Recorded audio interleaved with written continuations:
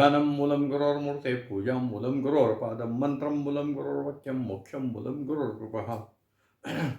सर्व भक्तमंडळींना नमस्कार. मी प्रमोद रेंगे आणि आपण पाहतात माझं यूट्यूब चॅनल मोक्षगुरू रामकृष्ण सरस्वती गुरु. मित्रांनो, आज मी 192 क्रमांकाचा व्हिडिओ तयार करत आहे आणि आज मी प्राध्यापक कोल्हापूरचे प्राध्यापक निशांत नीलकंठ कारंजकर यांचा एक अनुभव आपल्याला सांगणार आहे. आणि हा अनुभव त्यांनी श्री गुरुदेवांच्या आठवणी पुष्प 52 मध्ये प्रसिद्ध झालेला आहे. आणि श्री गुरुदेव एक अद्भुत शक्ती असं त्यांनी त्याला शीर्षक दिलेलं आहे.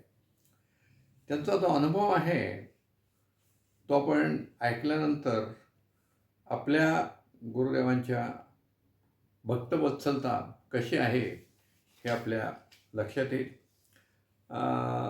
नीलकंठ आता प्राध्यापकच आहेत. ते निशांत नीलकंठ कारंजकर हे प्राध्यापक आहेत आणि अडचणीच्या काळात आपल्या गुरुदेवांची अद्भुत शक्ती आपल्या पाठीमागे येते असं त्यांना अनुभव आलेला आहे.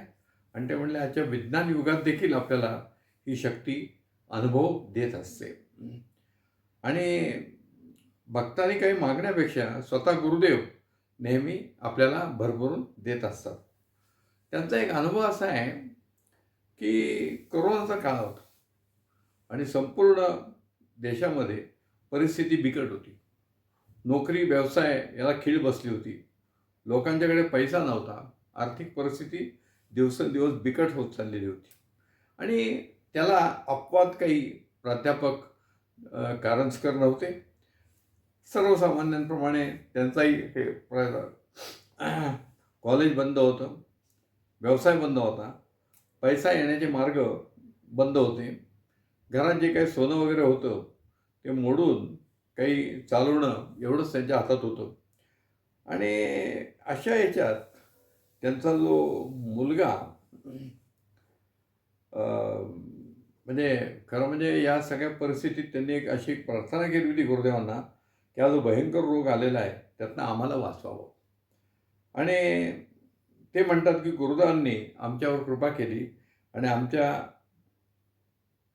तिघांना तिन्ही साथींमध्ये काहीही त्रास झाला नाही. त्या करोना हा काळच बिकट होता. म्हणजे अनेक लोक त्यात दगावले, हा भाग वेगळा आहे.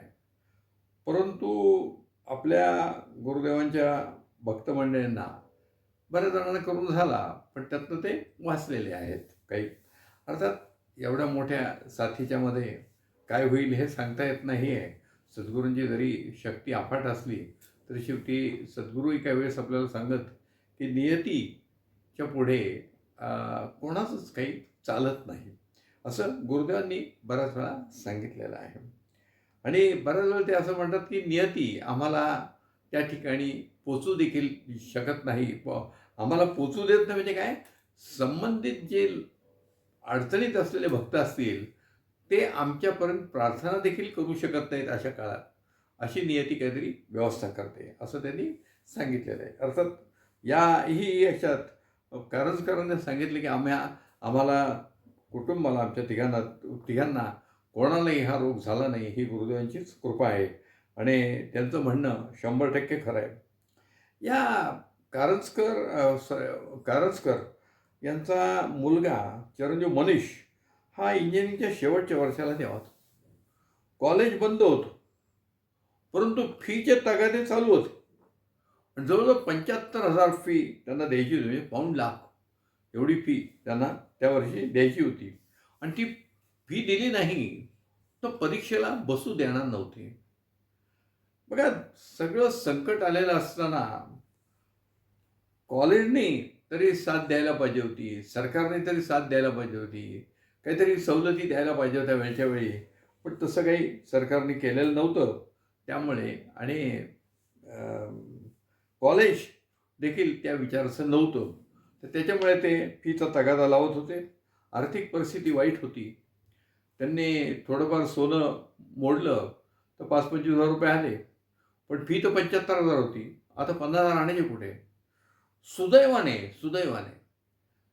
त्यांच्या वडिलांचं काहीतरी 19 साली निधन झालं होतं आणि तत्पूर्वी त्यांनी त्या चिरंजीव मनीष यांचा जो मुलगा आहे, म्हणजे कारंजकरांच्या वडिलांचा नातू, या मनीषच्या नावाने एक 50,000 ची फिक्स डिपॉझिट केलेलं होतं आणि तो अज्ञान असल्यामुळे 18 वर्षाच्या आत त्याचं वय असल्यामुळे त्यावेळेस जेव्हा ती एफ-डी केली त्यावेळेस त्याचं जे वारस आहे किंवा पालक आहे ते कारंजकर यांना नेमलेलं होतं. त्यामुळे अशा अडचणीच्या वेळेस हे 50,000 वापरावेत का, असं त्यांच्या मनात विचार आला. परंतु बघा, हे गुरुभक्त असल्यामुळे त्यांच्या मनात जो विचार आला तो असा आला, की भले वडिलांनी माझ्या मुलाच्या नावाने हे 50,000 ठेवलेत, परंतु हे वडिलांचे पैसे आहेत. त्यामुळे माझ्या बाकीच्या बहीण-भावंडांना मला विचारणं योग्य वाटेल आणि म्हणून त्यांनी त्यांचे बहीण आणि भाऊ जे काही होते त्या सगळ्यांना विनंती केली, की वडिलांनी हे पैसे मनीषच्या शिक्षणात ठेवले, मुलाच्या शिक्षणात ठेवलेत आणि आता अशी जी परिस्थिती आहे, तर ते पैसे मी मोडणार आहे. मला वारस म्हणून नेमलेलं आहे. मी काढू शकतो. परंतु आपलं कुटुंब आहे. त्या कुटुंबामध्ये मी आपल्याला सांगण्याशिवाय कोणताही व्यवहार करणार नाही. म्हणून आपण मला तशी परवानगी द्यावी. आणि हे असं सांगितल्यानंतर वास्तविक पाहता या नात्यातल्या मंडळींनी त्याला संमती द्यायला काही हरकत नव्हती आणि अ, मुलाच्या शिक्षणाचा मार्ग मोकळा झाला होता. आजोबांनी शिक्षणाचा हेतू लक्षात घेऊन ते पैसे ठेवले होते. परंतु काय असं एक कलियुग आहे. या कलियुगामध्ये काही घडू शकतं आणि मग त्या सर्व भावंडांनी एकत्र येऊन बँकेला एक आक्षेप असल्याचंच पत्र दिलं. म्हणजे कारंजकरांना ती परवानगी तोंडी देखील देण्याऐवजी त्यांनी लेखी एक आक्षेप बँकेकडून नोंदवून टाकला आणि जे पैसे कारंजकरांना मिळू शकत होते ते मिळण्यास त्या ठिकाणी अडचणी निर्माण झाल्या आणि आता घरातली लोकं असं म्हणत असतील तर ते पैसे काढणं त्यांनाही इष्ट वाटेना आणि मग या ठिकाणी अ, बरेच दिवस गेले, पण त्याच्यातनं काही मार्ग निघेना आणि मग त्यांनी शेवटी असं विचार केला कारंजकरांनी, की आता आपल्याला एकच तारणहार आहे, ते म्हणजे आपले सद्गुरू परमपूजनीय रामकृष्ण क्षीरसागर महाराज आणि आता आपण गुरुदेवांना प्रार्थना करण्याशिवाय आपल्याकडे काही पर्याय नाही. त्याप्रमाणे त्यांनी गुरुदेवांना प्रार्थना केली आणि प्रार्थना केली म्हटल्यानंतर खरोखरीच गुरुदेवांना तुम्ही कोणत्याही टोकावरनं, पृथ्वीवरच्या कुठल्याही टोकावरनं हाक मारली तरी आमचे गुरुदेव प्रतिसाद देणारे आहेत. हा अनुभव बऱ्याच लोकांना आला आहे. तो कारंजकरांना आलेला आहे आणि त्या ठिकाणी त्या मनीषला ओबीसी स्कॉलरशिप काही मिळाली आणि त्या स्कॉलरशिपचे पैसे त्या फीमध्ये वळते झाले आणि मग जी फी आपल्याला भरायची आहे ती रक्कम थोडी कमी झाली आणि त्याच वेळेस एका गृहस्थांनी यांना म्हणजे मित्रपरिवारातल्या कोणीतरी हात उसने पैसे दिले आणि ते 75,000 एकंदर टोटल म्हणजे दागिने मोडलेले 25,000, ओबीसी स्कॉलरशिपचे काही पैसे आणि हात उसने असे करून ती सगळी रक्कम त्यांनी भरली आणि मनीषची परीक्षा पार पाडली आणि परीक्षा तो चांगल्या मार्काने उत्तीर्ण झाला.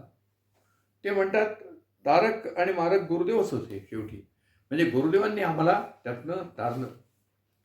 परीक्षा झाल्यानंतर एक 15-20 दिवसाचा अवधी होता आणि त्या काळात गुरुदेवांच्या कानावर हा सर्व वृत्तांत घालावा म्हणून ते तिघे म्हणजे पत्नी, मुलगा आणि श्रीयुत कारंजकर हे दत्तजयंतीच्या उत्सवाला नगरला गेले आणि गुरुदेवांची पाद्यपूजा वगैरे झाल्यानंतर त्यांनी गुरुदेवांना एक निवेदन केलं, जे काही घडलं ते सगळं सांगितलं आणि पुढे त्याच्या नोकरीकरता देखील त्यांनी प्रार्थना केली आणि आश्चर्य म्हणजे ते परत गेल्यावर त्याच आठवड्यात 30 डिसेंबरला दत्त जयंती होती आणि त्याच आठवड्यात अशा काही घडामोडी घडल्या की एक कॅम्पस इंटरव्ह्यू त्या ठिकाणी झाला आणि त्या ठिकाणी मनीषचं एका प्रोजेक्टसाठी सिलेक्शन झालं आणि ती पुण्यातली जर्मन कंपनी होती, जॉर्ज इंडिया प्रायव्हेट लिमिटेड.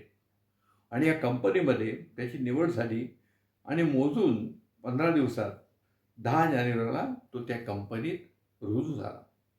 म्हणजे गुरुदेवांना प्रार्थना केल्यानंतर जी काही चक्र फिरतात ती किती गतीने फिरतात ते बघा. परीक्षेत बसण्याची अडचण, नातेवाईकांनी ते पैसे मोडण्यास, एफडी मोडण्यास दिलेला नकार, गुरुदेवांना प्रार्थना केल्यानंतर ओबीसीची स्कॉलरशिप मिळते, त्याच्यानंतर एखादी व्यक्ती आपल्याला हात उसने पैसे द्यायला येते आणि ते पैसे भरल्यानंतर परीक्षा तो बसतो, चांगल्या मार्काने उत्तीर्ण होतो, कॅम्पस इंटरव्ह्यूमध्ये सिलेक्शन होतं आणि तो त्या कंपनीत जॉईन होतो.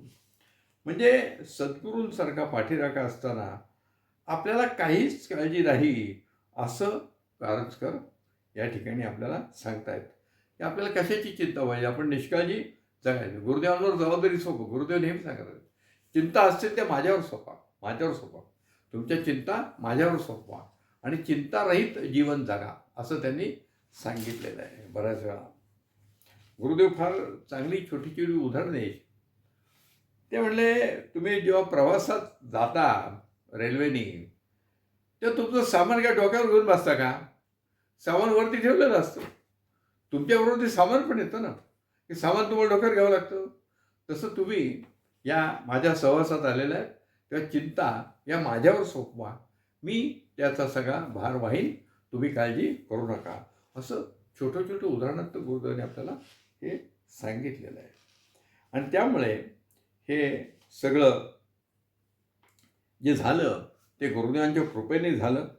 आणि म्हणून ते म्हणतात बघा, काय भक्तांना गुरुदेवांच्याबद्दल वर्णन करण्याची कशी स्फूर्ती येते हे त्यांचे शब्द मी तुम्हाला मुद्दाम वाचून दाखवणार आहे. ते म्हणतात, गुरुदेवांचा फोटो नीट पहा, मुद्रा हास्य मुद्रा आहे आणि दोन्ही हात आशीर्वादाचे वर केलेले आहेत. स्वतःकडे काही न ठेवता उपासना करून मिळालेले पुण्य व आशीर्वाद त्यांनी भक्तांना वाटून दिलेले आहेत. गुरुदेव असं म्हणतात की परत मागा म्हणजे पाहिजे तेवढं देतो. काय म्हणजे चिंतन नामस्मरण केल्याने देखील शुद्धता येते आणि आपण मागणी न करता आपले गुरुदेव आपल्याला भरभरून आशीर्वाद देत असतात, असं त्यांनी सांगितलेलं आहे. म्हणजे गुरुदेवांच्या दोन्ही हात वर केल्यानंतर त्यांनी स्वतःकडे काही ठेवलेलं नाही. ही कल्पना जी कारंजकरांनी मांडली ती फार अद्भुत कल्पना आहे देवा मित्र. कसं आहे माहिती आहे का, की प्रत्येक भक्त आपल्याला काही ना काहीतरी शिकवून जातो. या कारंजकरांनी हे आपल्याला शिकवून दिलं की गुरुदेवांचे दोन्ही हात वरती आहेत, त्यामुळे त्यांनी स्वतःकडे काही हातचं काही ठेवलेलं नाही आहे काय, आणि सर्व काही दोन्ही हात असे जे आशीर्वादाचे त्यांनी केलेले आहेत त्यातनं सर्व भक्तांना त्यांनी ते वाटून दिलेलं आहे.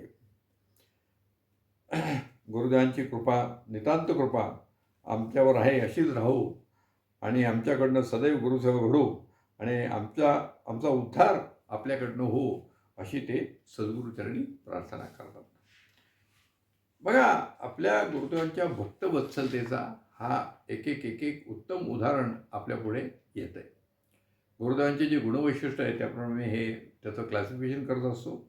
आणि किती भक्तवत्सलता आहे बघा. आपला एक कोल्हापुरातला भक्त अडचणीत आहे, तो प्रार्थना करतो आणि त्याच्या हाकेला ओ देऊन गुरुदेव त्याची सगळी व्यवस्था करतात.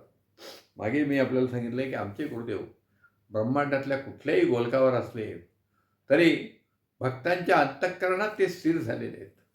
भक्तांच्या अंतःकरणात हृदय, आपल्या गुरुपरंपरेत आपले सद्गुरू हे आपल्या हृदयी वास करतात असं एक आपण समजतो आणि ते खरं आहे. आणि हृदयी वास केलेला असल्यामुळे भक्ताच्या मनात काय चाललंय हे त्यांना आपोआप कळतं. काही सांगावं लागत नाही, काही नाही, आपोआप कळतं. अशी ही माझी गुरुमाऊली अत्यंत भक्तवत्सल आहे. करंजकरांचा अनुभव फारच चांगला आहे. तो मी आपल्याला सांगितला. आपण या ठिकाणी थांबूया. श्री गुरुदेव दत्त.